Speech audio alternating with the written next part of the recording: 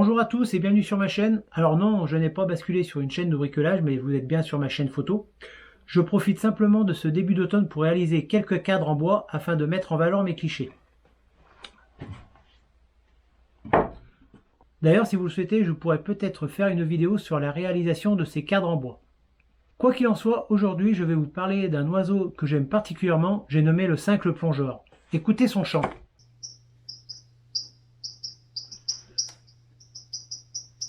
Si le martin pêcheur, par ses couleurs flamboyantes, attire tous les regards, le cincle plongeur d'aspect plus discret est un oiseau tout aussi attachant. On se retrouve dans mon bureau pour en parler. Allez, à tout de suite!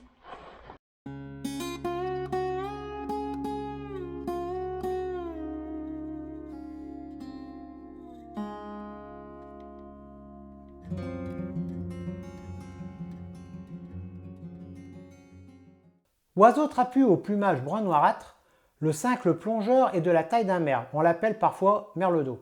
Son ventre et sa gorge sont blanches, alors que son ventre est roux.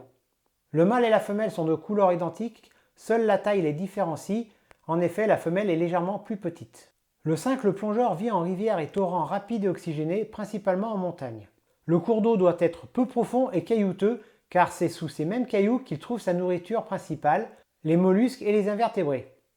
Plongeant à contre-courant et s'aidant de ses ailes pour le plaquer au fond, il retourne un à un les cailloux afin de débusquer sa nourriture.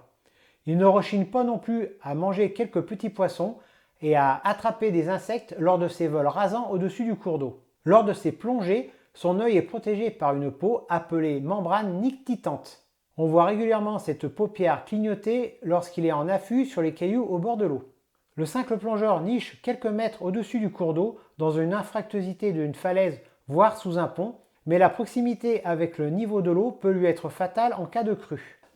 Afin de photographier le cincle plongeur, je vous conseille de passer déjà du temps au bord de la rivière avec une bonne paire de jumelles pour l'observer et voir ses habitudes. C'est un oiseau assez turbulent et assez farouche. Une fois ses lieux de pêche et de chasse habituels découverts, vous pouvez venir tôt le matin et vous poster sous un bon filet de camouflage. Cette vidéo s'achève ici au bord de la rivière où je fais mes affûts au cingle. D'ailleurs, je vous laisse avec quelques images que j'ai faites durant ces affûts. Je vous dis à très bientôt. Profitez de la nature, mais surtout respectez-la. Allez, ciao!